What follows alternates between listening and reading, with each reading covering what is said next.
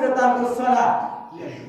একজন মুসলমান আর একজন কাফেরকে পার্থক্য কি দিয়ে বোঝা যায়? কোন জিনিস দিয়ে বোঝা যায়? আজকে তো মুসলমানও দাড়ি ছাড়ে না, একজন হিন্দুও দাড়ি ছাড়ে না। আপনি কি করে বুঝবেন যে এটা মুসলমান আর এটা হচ্ছে হিন্দু? একজন মুসলমান ছেলে টাক নিচে প্যান্ট পরছে, একজন হিন্দু ছেলেও টাক নিচে প্যান্ট পরছে। আপনি কি করে বুঝবেন যেটা মুসলমান ছেলে আর এটা হিন্দু ছেলে? মসজিদে মুয়াজ্জিন আযান দিয়ে ডাকছে, একজন মুসলমানের ছেলে আযান শোনার পরেও মসজিদের আগে ঢং করে হেঁটে যাচ্ছে, একজন কাফিরের ছেলে মসজিদের আগে দিতে আযান শোনার পর হেঁটে যাচ্ছে। আপনি কি করে বুঝবেন যে কোনটা মুসলমানের ছেলে আর কোনটা কাফিরের ছেলে? তো আল্লাহ রাসূল স্পষ্টভাবে বলেছেন যে বাইনা আরকি ওয়া বাইনাল কুফরি তারকুস সালাহ। একজন মুমিন, একজন মুসলমান এবং একজন কাফিরের মধ্যে পার্থক্য করার মেন জিনিস হচ্ছে কি যে নামাজ ছেড়ে দাও। একজন মুসলমানের ছেলে আযান শোনার পরে হেঁটে চলে গেল, তার মানে কি ভাবছেন ও মুসলমান ছেলে? ও মুসলমান ছেলে নয়। ও যদি আসলে প্রকৃত মুসলমান ছেলে হতো তাহলে আযান শোনার পরে কি করে সে পালাতে পারে? আযান শোনার পরে পালার কাজ হচ্ছে শয়তানের। শয়তান আযান শুনে, আযানের আওয়াজ শুনে সে পালাবে। আপনি তো মুসলমানের ছেলে, আপনি যদি একজন মানুষ, তাহলে মানুষে কি করে আযান শোনার পরে আপনি পালাচ্ছেন? সর্বপ্রথম আল্লাহর আলামিনের তারিফ ও প্রশংসা জ্ঞাপন করি যে আল্লাহর আলামিন আমাদেরকে একত্রিতভাবে জুমার সালাত আদায় করার তৌফিক দিয়েছে, তার সকলে বলে আলহামদুলিল্লাহ। তারপর আমাদের আখির নবী মুহাম্মদ রাসূলুল্লাহ সাল্লাল্লাহু আলাইহি ওয়াসাল্লামের প্রিয় সহচর দুরূদ ও সালাম বর্ষিত হোক। আল্লাহুম্মা সাল্লি আলাইহি ওয়া বারিক আলাইহি। ব্রাদার ইসলাম, আজকে আপনাদের সামনে যে বিষয়ের উপরে আমি বর্ণনা করেছি তা হচ্ছে সালাত সম্পর্কে। যেহেতু আজকে মুসলমান শুধু নামের মুসলমান হয়ে আছে, কিন্তু তার মধ্যে মুসলমানের পরিচয় নেই। তো নামাজ এমন একটি গুরুত্বপূর্ণ ইবাদত, নামাজ এমন একটি ভিন্ন ইবাদত যা ইবাদতের মতো আর অন্য কোনো ইবাদত নয়। একটি কথা জেনে রাখেন যে প্রত্যেক ইবাদতের জন্য শর্ত রয়েছে, আর প্রত্যেক ইবাদতের জন্য যেমন শর্ত রয়েছে, শর্ত যদি আপনার বাতিল হয়ে যায় তাহলে সেই ইবাদতও বাতিল হয়ে যায়।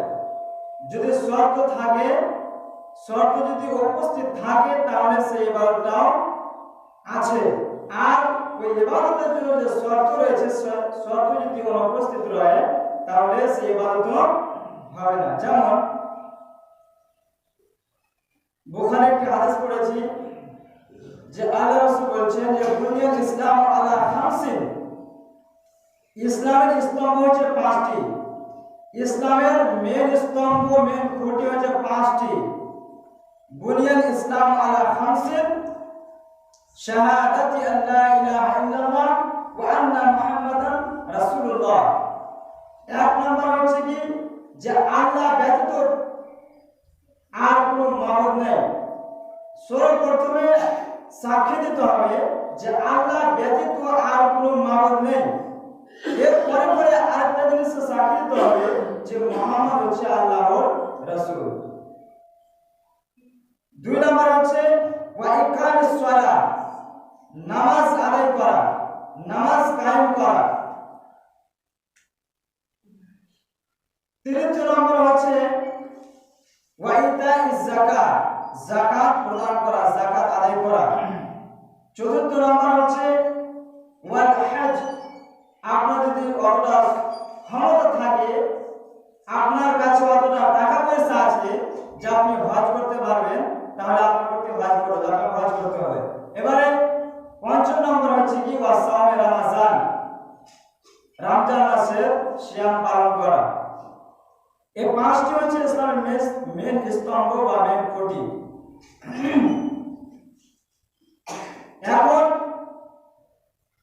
সর্বপ্রথমে ইসলাম কবুল করার জন্য একজন বেধর্মীকে মুসলমান হতে গেলে শর্ত হলো কি যে তাকে কালেমা পড়তে হবে, এটা তার জন্য একটা শর্ত। এখন কালেমা বিনা পড়াতে কেউ মুসলমান হতেই পারে না।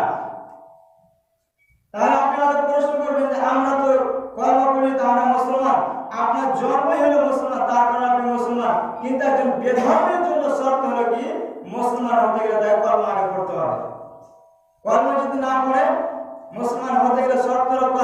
কলমা না পড়লে শর্ত বাতিল, তার মানে ইসলাম কবুল করা হবে না, সে মুসলমান হতেই পারে না যতক্ষণ কলমা না পড়বে।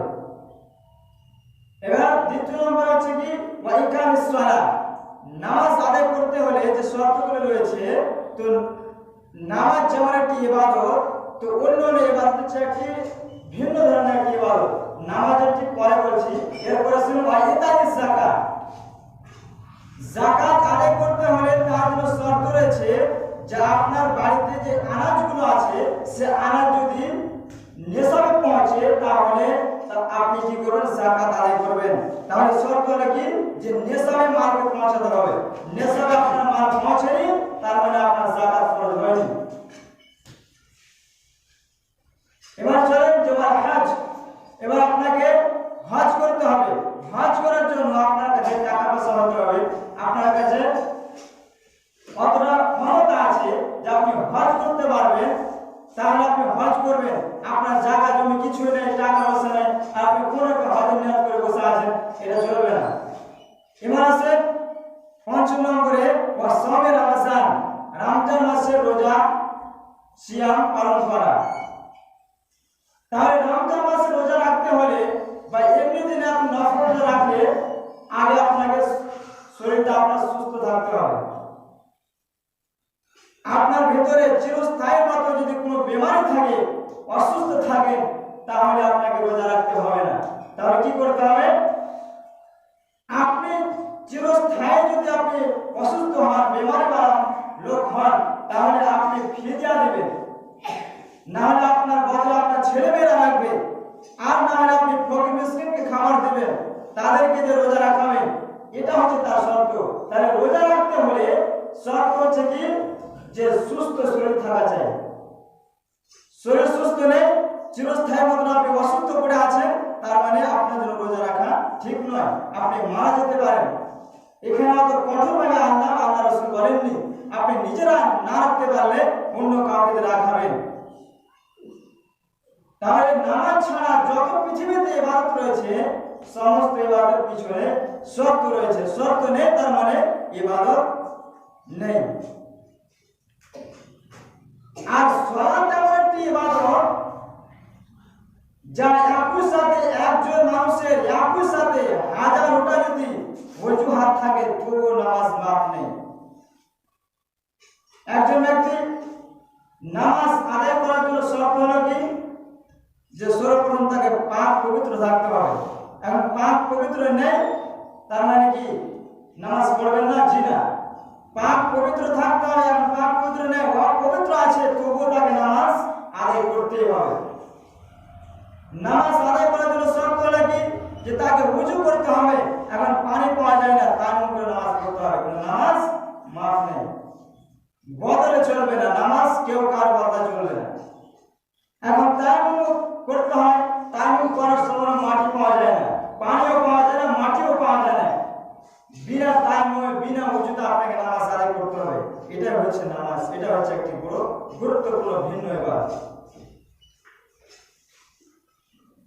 এখন নামাজ পড়তে হলে আপনার পুরো শরীরটা, আপনি যে পোশাক পরে আছেন সেই পোশাকটা পবিত্র থাকতে হবে। এখন অপবিত্র হয়ে আছে, পেশাব পায়খানা লেগে আছে, তবুও আপনাকে ওই কাপড়ে নামাজ আদায় করতে হবে।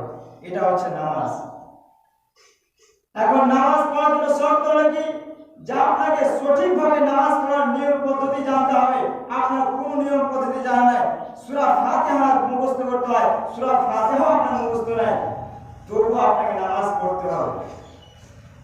সূরা ফাতিহা মুখস্থ নাই বা নামাজের যে দোয়াগুলো লাগে রুকু সাজদা, সেই সব দোয়া আপনার মুখস্থ নাই, তবুও আপনাকে নামাজ পড়তেই হবে। নামাজ এমন একটি ভিন্ন ইবাদত যা আপনাকে পড়তে হবে, কোনো অজুহাত চলবে না। কাল কিয়ামতের দিন সর্বপ্রথম যে ব্যাপারে হিসাব না হবে সেটা হবে নামাজ। এখন নামাজ যদি আপনি বলেন যে আল্লাহকে, যে আল্লাহ আমি ওয়াজর হয়েছিলাম, হাত পা নড়ছিল না, নামাজ পড়তে পারিনি, এগুলো কোনো অজুহাত নয়। একটা কোরআন আয়াতে আপনাকে বোঝানো তাহলে আপনি বুঝতে পারবেন। অনেক লোকে বলে যে আমি কাজ কাম করতে করতে আমার সারা জীবনটা শেষ, আমি নামাজ পড়ার টাইম পাই না, কখন নামাজ পড়বো, ছেলে মেয়ের জন্য রোজি রুটি তালাশ করতে গিয়ে কাজকর্ম করতে গিয়ে আমার টাইমটা কোথা থেকে কোথায় চলে যায় আমি বুঝতেই পারি না, নামাজ পড়তে পারি না। আপনার এই অজুহাত চলবে না, কাজের অজুহাত চলবে না নামাজের কাছে। আপনি বলবেন যে আমার এতটা অসুস্থ হয়ে গেছে, আমি চলাফেরা করতে পারি না, পা হাত চলে না, হাত পা চলে না। আরে আল্লাহ তো বলেছে, আল্লাহ রাসূল বলেছেন যে দাঁড়িয়ে নামাজ পড়তে হয়, দাঁড়িয়ে অসম্ভব, বসে পড়েন, বসে অসম্ভব হয়ে যাচ্ছে, বসে থাকা যায় না। আপনি কি করেন? শুয়ে শুয়ে নামাজ আদায় করেন। এবার শুয়ে থেকেও হাত পা লড়া যায় না, শুধু দেহের শ্বাসটুকু আছে, যতক্ষণ পর্যন্ত আপনার দেহের শ্বাস আছে ততক্ষণ পর্যন্ত নামাজ পড়তেই হবে। নামাজের কাছে কোনো অজুহাত চলবে না। রোজার কাছে অজুহাত চলবে, হজের কাছে অজুহাত চলবে, আপনার যাকাতের কাছে অজুহাত চলবে। যারা নেশাবে আমার মাল পৌঁছেনি তাই আমি যাকাত দিইনি, আল্লাহ আপনাকে ছেড়ে দিবে, কিন্তু নামাজের জন্য ছাড়বে না।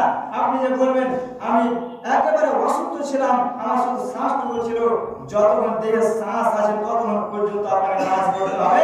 একটা আয়াত আপনাকে বোঝায়। রাসূল সাল্লাল্লাহু আলাইহি ওয়াসাল্লাম কোন এক যুদ্ধে সাহাবাদেরকে নিয়ে যুদ্ধ করার জন্য বের হয়েছেন। এমন সময় কাফের মুশরিকের সৈন্যরা সামনে এসে হাজির। এখন ওই কাফের মুশরিকেরা আল্লাহর রাসূলের সাহাবাদের সাথে যুদ্ধ করবে। এমন সময় নামাজের টাইম হয়ে গেছে। এবার উপর থেকে আওয়াজ আসছে, ওয়াইজা কুনতা ফীহিম ফাকামতা লাহুমুস সালাহ। সূরা নিসা আয়াত নম্বর 2 আল্লাহ রাব্বুল আলামিন বলছেন যে ওয়াইজা কুনতা ফীহিম ফাকামতা লাহুমুস সালাহ, হে রাসূল এখন আপনাকে নামাজ পড়তে হবে। আপনি ভাবেন না যে সামনে মুশরিক কাফেরদের সৈন্য দাঁড়িয়ে আছে, তারা মারবে তো নামাজ পরে পড়বো, জিনা এটা হবে না। আর আজকে আমি আর আপনি না জানে কতগুলো অজুহাত দিয়ে নামাজ ছেড়ে দিই আমরা। কেউ তো বলে যে আমার জীবন থেকে কাজই ছোটে না, তা আমি নামাজ কি করব। কেউ বলে আমার জীবনে বেমারি ছোটে না, তা আমি কি করে নামাজ আদায় করব। অনেক লোকে অনেক রকমের নানা রকমের অজুহাত বাহানা পেশ করে, কিন্তু আপনি ভুলে গেছেন যে নামাজের কাছে কোন রকমের অজুহাত, কোন রকমের বাহানা চলবে না। আপনি মুসলমান, তার মানে আপনাকে নামাজ পড়তে হবে। আবু দাউদের 6043 পৃষ্ঠাতে হাদিস রয়েছে আবু দাউদের, যে আল্লাহ রাসূল বলেছেন যে বাইনাল আবদি ওয়া বাইনাল কুফরি তারকুস সালাহ, বাইনাল আবদি ওয়া বাইনাল কুফরি তারকুস সালাহ। হাদিসটি খুব মনোযোগ দিয়ে শুনেন। আল্লাহ রাসূল বলেছেন যে বাইনাল আবদি ওয়া বাইনাল কুফরি তারকুস সালাহ, একজন মুসলমান আর একজন কাফেরকে পার্থক্য কি দিয়ে বোঝা যায়, কোন জিনিস দিয়ে বোঝা যায়? আজকে তো মুসলমানও দাড়ি ছাড়ে না, একজন হিন্দুও দাড়ি ছাড়ে না। আপনি কি করে বুঝবেন যে এটা মুসলমান আর এটা হচ্ছে হিন্দু? একজন মুসলমান ছেলে টাক নিচে প্যান্ট পরছে, একজন হিন্দু ছেলেও টাক নিচে প্যান্ট পরছে। আপনি কি করে বুঝবেন যেটা মুসলমান ছেলে আর এটা হিন্দু ছেলে? মসজিদে মুয়াজ্জিন আযান দিয়ে ডাকছে, একজন মুসলমানের ছেলে আযান শোনার পরেও মসজিদের আগে ঢং করে হেঁটে যাচ্ছে, একজন কাফিরের ছেলে মসজিদের আগে দিকে আযান শোনার পর হেঁটে যাচ্ছে। আপনি কি করে বুঝবেন যে কোনটা মুসলমানের ছেলে আর কোনটা কাফিরের ছেলে? তো আল্লাহ রাসূল স্পষ্টভাবে বলেছেন যে বাইনাল আবদি ওয়া বাইনাল কুফরি তারকুস সালাহ, একজন মুমিন একজন মুসলমান এবং একজন কাফিরের মধ্যে পার্থক্য করার মেন জিনিস হচ্ছে কি, যে নামাজ ছেড়ে দেওয়া। একজন মুসলমানের ছেলে আযান শোনার পরে হেঁটে চলে গেল, তার মানে কি ভাবছেন ও মুসলমান ছেলে? ও মুসলমান ছেলে নয়। ও যদি আসলে প্রকৃত মুসলমান ছেলে হতো তাহলে আযান শোনার পরে কি করে সে পালাতে পারে? আযান শোনার পরে পালার কাজ হচ্ছে শয়তানের। শয়তান আযান শুনে, আযানের আওয়াজ শুনে সে পালাবে। আপনি তো মুসলমানের ছেলে, আপনি যদি একজন মানুষ, তাহলে মানুষে কি করে আযান শোনার পরে আপনি পালাচ্ছেন? কথা মনে হয় অন্তরে গেঁথে যেতে পারে, কিন্তু যেটা আসল, যেটা হক কথা সেটা আমি বলছি। আর শুনে ভালো করে, একজন মুসলমান আর একজন কাফেরের মধ্যে পার্থক্য করা হচ্ছে কি, নামাজকে ছেড়ে দেওয়া। তিরমিজি শরীফের আরেকটি হাদিস শুনেন, আল আহদুল্লাযী বাইনানা ওয়া বাইনাহুমুস সালাহ মান তারাকাহা ফাকাদ কাফারা। যে ব্যক্তি একাধিক কন্টিনিউ রেগুলার যারা নামাজ ছেড়ে যায় তারা হচ্ছেন কি কাফের মুশরিক। তাদের মধ্যে একজন কাফেরের মধ্যে আর ওই সব মুসলমানের মধ্যে কোনো পার্থক্য নেই। আল আহদুল্লাযী বাইনানা, যারা একাধিক নামাজ ছাড়তেই থাকে, নামাজকে বলে স্মরণ করে না, মসজিদে প্রতিদিন 24 ঘন্টা 5 বার করে তাকে সাদায় 5 বার করে মসজিদে ডেকে ডাকানো হয়। আর কিসের জন্য? কোন ফালতু কাজের জন্য নয়, কামিয়াবের জন্য তাকে ডাকানো হয়। এরপরও মানুষ কামিয়াব না হওয়ার জন্য তারা মসজিদে আওয়াজ শোনার পরও ওয়াজ শোনা করে তারা চলে যায়। মনে হচ্ছে যে তাকে কোন শয়তানে তাকে ডাক দিচ্ছে, মনে হচ্ছে তার কোন গুনাহ কাজের জন্য ডাক দিচ্ছে, যার কারণে সে এত সুন্দর করে মসজিদে আজান দিচ্ছে যে এসো তোমরা কামিয়াবের দিকে এসো, হাইয়া আলাস সালাহ হাইয়া আলাল ফালাহ। অথচ ওকে কামিয়াবের দিকে বারবার করে ডাকা হচ্ছে, এরপরও সে কি করছে?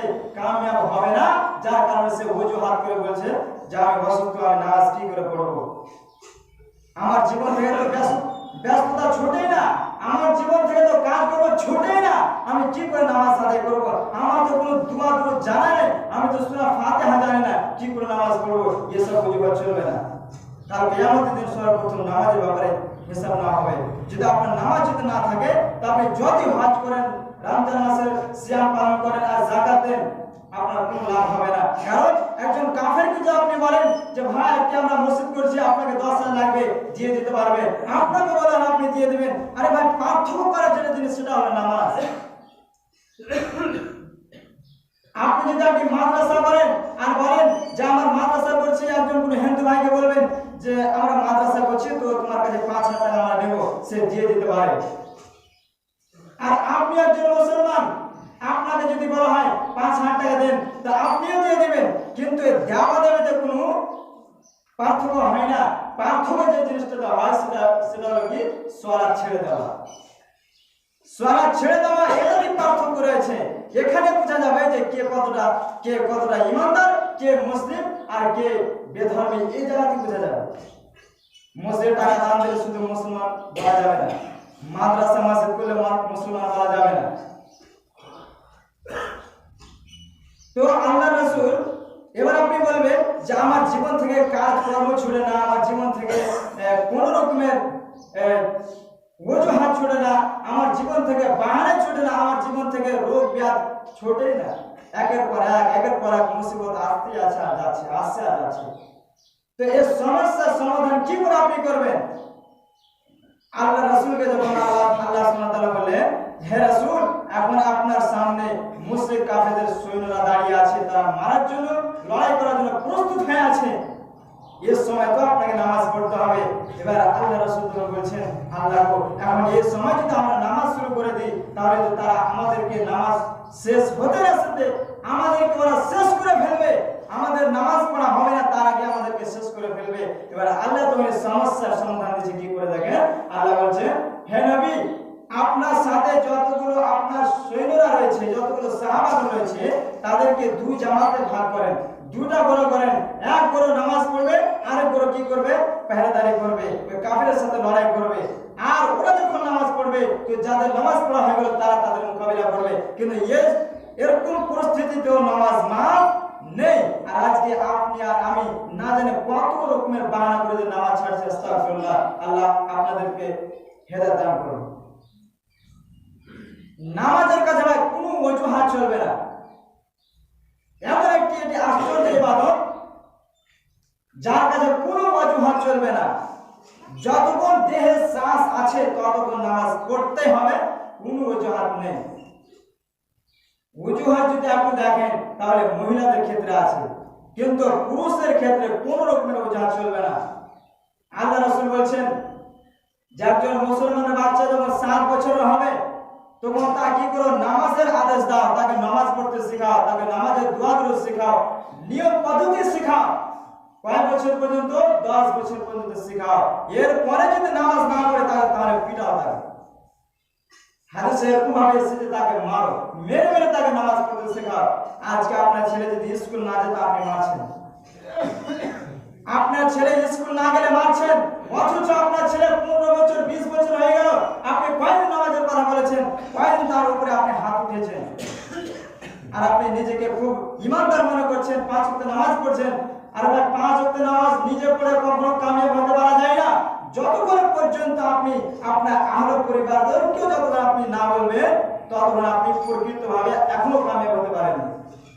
তার মানে এটা নয় যে আপনি ইবাদত করলে আপনার ইবাদত বাতিল হয়ে যাবে, না বাতিল হবে না, কিন্তু আল্লাহ সুবহানাহু ওয়া তাআলা বলছেন ইয়া আইয়ুহাল্লাযীনা আমানু কু আনফুসাকুম ওয়া আহলিকুম নারা, নিজেও বাঁচো আর আহলে পরিবারদেরকেও বাঁচাও। এখন আপনার ছেলে যদি কাজে না যায়, আপনি বাবা-মাকে বলছেন যে কাজে যায় না, বাড়িতে কোনো কাজ বসে থাকছে, কিন্তু নামাজে পড়ে না, এই ব্যাপারে আপনি একদিনও বলেননি আপনি কেমন বাপ, আর আপনি বলছেন আপনি পাক্কা নামাজি। আপনার ইবাদত কবুল হচ্ছে কিনা সেটা আল্লাহ ভালো জানে। আর আপনি আপনার ছেলেকে কাজের জন্য মারছেন, কাজে না যাওয়ার জন্য, স্কুল মাদ্রাসা না যাওয়ার জন্য মারছেন, আর যেটা আসল কাজ যেটা নামাজ পড়তে হবে সেটা জন্য আপনি একদিনও চার্জ করেন না, একদিনও তাকে বলেননি। আর বড় তো দূরের কথা, আপনি অনুভবও করেননি যে ওকে নামাজ পড়তে হবে। অনেক গার্জেন রয়েছে যারা নিজেও নামাজ পড়ে না আর ছেলে মেয়েদেরকেও লজ্জায় বলে না। কি করে বলবো, আমি তো নিজে তো বেনামাজি, একজন বেহায়া হয়ে আমি ঘুরে বেড়াই, নিজের তো ইমান ঠিক না, ছেলে মেয়েদের কি বলবো? আল্লাহ আমাদেরকে হিদায়াত দান করুন। তো নামাজ এমন একটি ইবাদত যার কাছে ওজুহাত আপনার কোনো ওজুহাত চলবে না। একটি আপনাকে উদাহরণ দিয়ে বোঝায়, একটা ছোট্ট একটা উদাহরণ দিয়ে বোঝায়। একজন ফকির, সেই ফকির কি করেছে, একটি বড় একটি নদীর ধারে সে বসে আছে ওই পার যাওয়ার জন্য, কিন্তু সেখানে অনেকগুলো নৌকা রয়েছে, অথচ সে নৌকাতে চলে যেতে পারবে। এরপরে বলছে যে না, যতক্ষণ পর্যন্ত এই নদীতে পানিটা না শুকাবে ততদিন পর্যন্ত আমি ওই পারে যাবই না। যাওয়ার জন্য সব কিছু আছে, নৌকা আছে, স্টিমার আছে, অনেক কিছু যাওয়ার জন্য আছে, কিন্তু এরপরেও সে বলছে যে যতক্ষণ এই নদীর পানি শুকিয়ে না যাবে ততদিন পর্যন্ত আমি ওই পারে যাবই না, এখানে বসে থাকবো। কিছুক্ষণ পরে একজন বড় ধনী লোক আসলো, সেখানে আসার পরে সে ধনী লোক তাকে বলছে, সে ফকিরকে, জানে ভাই তুমি ওই পারে যাবে কি? বলছে হ্যাঁ যাবো আমি। তো ওই পারে যাবে তো এখানে বসে কেন আছো? এরপরে বসে কেন? যাওয়ার পরে যান, স্টিমার লেগে আছে, অনেকগুলো নৌকা আছে, আপনি চলে যাওয়ার পরে। সে তখন বলছে যে ওই পারে আমি অতক্ষণ পর্যন্ত যাব না যতক্ষণ পর্যন্ত এই নদীর পানি না শুকাবে। ওই ফকিরের কথা শুনে ওই ধনী লোকের মাথা খারাপ, এই কি বলে এটা কথা? এই নদীর পানি কি কখনো শুকাবে? এত বড় নদী পানি কখনো শুকাবে? এই পানি শুকার ঘাটা দেখতে দেখতে সে তো নিজে মারা যাবে। পানি শুকার আগে সে তো মারা যাবে, পানি কখনো শুকায় নদীর পানি? ওই ফকির তখন তাকে বোঝাচ্ছে, আরে ভাই শুনো, তোমরা হচ্ছে ধনী লোক, তোমাদের টাকা পয়সার কোনো অভাব নাই, তোমাদের পৃথিবীতে কাজ আজীবন কাজ আর কাজ কাজ কাজ করে তোমরা নামাজ পড়ো না, কোনো ইবাদত করো না। তুমি যেমন বলছো যে এই নদী কখনো শুকাবে না, তেমনি মানুষের জীবন থেকে কখনো কাজকর্ম ছুটবে না। তুমি যে বলছো এই নদী কখনো শুকাবে না, ঠিক মানুষের জীবনে কখনো কাজকর্ম ছুটবে না। যতক্ষণ সে সুস্থ হয়ে বেঁচে আছে ততদিন পর্যন্ত তাকে কাজ করে যেতে হবে। তাহলে তার মানে কি নামাজ পড়বে না? আজীবন তাকে তো কাজ করে খেতে হবে, তার মানে কি নামাজ পড়বে না? আল্লাহ সুবহানাহু ওয়া তাআলা বলছেন যে প্রত্যেক মুহূর্তে 24 ঘন্টা তোমাকে আমার ইবাদত করতে হবে। তো আল্লাহ তো এই কথা বলেননি যে তুমি সব সময় নামাজে পড়ো, সব সময় নামাজ পড়ো, এই কথা বলেনি। আপনি হাদিস কোরআনকে সামনে রেখে হারাম পথে যে কাজটা করবেন সেটা হচ্ছে ইবাদত। তো মানুষের জীবন থেকে কখনো কাজ করবে না। আজকে আপনি ভুট্টাতে মাকে পানি দিবেন, কাল হয়তো আবার কোনো কাজ আপনার সামনে হাজির হয়ে গেল, এখন এই কাজ করবেন, আবার কোনো কাজ এসে হাজির হয়ে যাবে, কাজ কখনো ছুটবে না ভাই। কিন্তু নামাজ আপনাকে কোন রকমের অজুহাত থেকে বাঁচাবেন না। একজন মানুষকে নামাজ পড়ার জন্য পবিত্র থাকতে হবে, উজু করতে হবে, উজু না তায়াম্মুম করতে হবে, এগুলো শর্ত রয়েছে। যে যতগুলো শর্ত পৃথিবীতে আছে সেসব শর্ত যদি একই সাথে একজনের উপরে যদি বাতিল হয়ে যায় তবুও কিন্তু নামাজ মাফ নেই। এই কথা নয় যে একজন মানুষ অসুস্থ আছে সে নামাজ পড়লো না, একজন মানুষ কাজ করে তো সে নামাজ পড়লো না, আরেকজন বেমার হয়ে তার কারণে নামাজ পড়লো না। একজন করে নয়, একটা লোকের কাছে একজনের কাছে আমি বলছি যে একজনের কাছে হাজারটা অজুহাত আছে, সে বিমারিও পড়ে আছে, সে কাজকর্মতে লিপ্ত আছে, আর ধরেন যে সে পৃথিবীতে যতগুলো নামাজ পড়ার জন্য শরাইত রয়েছে, শর্ত রয়েছে, সে অপবিত্র আছে, সে কাজকর্ম করছে, সে অসুস্থ আছে, তার শরীরও ঠিক নাই, সব শরীর সব শর্ত তার জন্য কি রয়েছে আছে, এরপরও বলছে যে তাকে নামাজ পড়তে হবে। তার যদি হাত ভেঙে যায়, পা ভেঙেও যায়, তার শ্বাসটুকু আছে, এরপরও তাকে নামাজ পড়তে হবে। অনেকে বলছে যে আমাকে লাফার বেমার হয়েছে বা আর কোনো বেমার আছে, আমার হাত পা চলে, আমি কি করে ইশারাতে নামাজ পড়বো। অনেকে রয়েছে যে বলছে আমরা বাইরে যাচ্ছি তো কিবলা বুঝতে পারি না, কিবলা কোন দিকে, যে কিবলাকে সামনে করে নামাজ আদায় করতে হয়, তো কিবলা বুঝতে পারেন না যে কিবলা কোন দিকে। তো আপনি কিবলা যদি বুঝতে নাও পারেন তবু আপনাকে নামাজ পড়তে হবে। আপনি আল্লাহর কাছে এই কথা বলতে পারবেন না যে আমি অমুক জায়গায় গেছিলাম তো আমি কিবলা বুঝতে পারিনি, কোন দিকে মুখ করে নামাজ পড়তে হবে এটা বুঝতে পারিনি, তো কেন নামাজ পড়বো আল্লাহ, এই কথা বলে আপনি কিন্তু পার পাবেন না।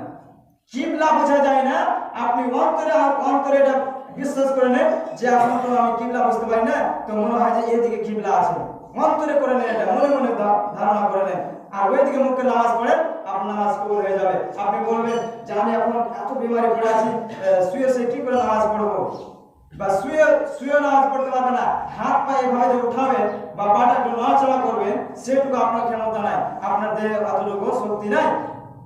আপনি এখন চিত হয়ে পড়ে আছেন, এখন আপনি কিবলা মুখ করতে পারবেন না, কিবলা মানে পশ্চিম দিকে মুখ করতে পারছেন না, কাবা শরীফের দিকে, এখন আপনি চিত হয়ে শুয়ে আছেন, এমন অবস্থাতেও আপনাকে এটা মনে মনে করতে হবে যে আমি এখন কিবলামুখী হয়ে শুয়ে আছি, আমাকে নামাজ পড়তে হবে। এর নাম হচ্ছে নামাজ। এমন একটি ইবাদত যা মানুষের কোন রকমের অজুহাত শুনবে না। যাই হোক, টাইম হয়ে গেছে, সর্বশেষে বলবো যে এখন পর্যন্ত যারা আপনারা নামাজ পড়েন না তাদেরকে বিশেষ করে বলবো যে আপনারা নামাজ পড়েন, কারণ আপনি স্পষ্টভাবে হাদিসে বুঝতে পারবেন যে যারা নামাজ পড়বে না তারা মুসলমান, তো তারা আর যারা বেধর্মী তাদের মধ্যে কোনো পার্থক্য নেই।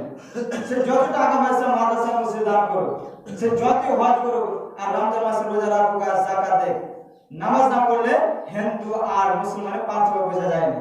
কারণ এখনকার মুসলমানদের যেরকম চরিত্র একজন বেধর্মীর চরিত্র তেমন, অথচ আমাদের চরিত্রটাকে দেখে ফলো করে ওরা ভালো হবে কি, ওদের মতন আমরা আজকে হয়ে যাচ্ছি। বেধর্মের কাজ হলো কি, দাড়ি চেঁচে রাখবে। আজকে আমরা মুসলমান হওয়ার পরও দাড়ি মোছে, মুসলমানের কোনো পরিচয় নেই, দাড়ি মোছ নেই। তো আমরা অনুসরণ করবো আল্লাহ রসুল এবং সাহাবাদেরকে, তা না করে আমরা কি করছি, ইহুদি খ্রিস্টানদেরকে, বেধর্মীদেরকে আমরা ফলো করছি, আর তাদের মতন আমরা ব্যবহার ক্যারেক্টার করছি। আস্তাগফিরুল্লাহ। আল্লাহ আমাদেরকে সব গুনাহের কাজ থেকে আর দিনকে বোঝার তৌফিক দান করুন, আল্লাহুম্মা আমিন।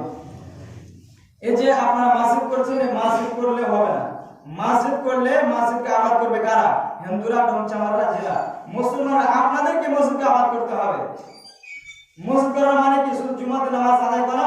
জি না, জুমাতে নামাজ আদায় করতে হলে আপনি কোন মাঠে বা কারোর গলিতে একটা প্যান্ডেল টেনে সেখানে জুমা নামাজ আদায় করে নেবেন। মসজিদ মানে হচ্ছে কি সেখানে আল্লাহর ইবাদত করতে হবে। মসজিদ মানে হচ্ছে কি নামাজে যতটা আল্লাহকে স্মরণ করা যায়, নামাজে যতটা আল্লাহর কাছাকাছি হওয়া যায়, ততটা আর অন্য কোনো ইবাদত হওয়া যায় না। ওই যে আপনাকে আয়াতটা বললাম, আমি আরেক মিনিট বলি, ওই যে আয়াতটা বললাম যে আল্লাহ রাসূলকে বলছেন আল্লাহ যে আপনি নামাজ পড়তে হবে। তো এবার আল্লাহ রাসূল আল্লাহকে জিজ্ঞেস করছে যে আচ্ছা আল্লাহ, এখন এই সময় নামাজ পড়লে আমাদেরকে মেরে ফেলবে, তো এই সমস্যার সমাধান দেন। আল্লাহ তাআলা বলছেন যে দুই দলে ভাগ হয়ে যাও। তাহলে আপনি যদি নামাজ পড়েন, তো যতগুলো আপনি মুসিবতে পড়েন, নামাজ পড়ার পরে আপনি হাত তুলে আল্লাহকে বলেন যে আল্লাহ, আমি এখন এই সমস্যার সম্মুখীন হয়েছি, আমার সামনে এই অসুবিধা এটা রয়েছে, এটা অসুবিধা রয়েছে, এই সমস্যার সমাধান আল্লাহ সুবহানাহু ওয়া তাআলা নিজে দিবেন। কারণ বান্দা যখন আল্লাহর কাছে হাত ফেরায়, হাত যখন তুলে আল্লাহর কাছে কোনোদিন চায়, তো আল্লাহ তাকে খালি হাতে ফেরাতে পারেন না। এখন দেখেন যে আল্লাহ রাসূলকে আল্লাহ নিজের সমস্যার সমাধান দিলেন। তাহলে আপনাকে আমাকেও আমরা যদি আল্লাহর কাছে কোনো সমস্যাতে পড়ি, কোনো মুসিবতে পড়ে, যদি আল্লাহকে স্মরণ করি আর বলি আল্লাহ এই সমস্যার সমাধান একটু করে দেন আমাকে, অবশ্যই আল্লাহ রাব্বুল আলামিন আপনাকে ওই সমস্যার সমাধান যে কোনো মাধ্যম দিয়ে করে দেবে। সর্বশেষে বলি যে আল্লাহ রাব্বুল আলামিন আমাদের সকল মুসলিম ভাইদেরকে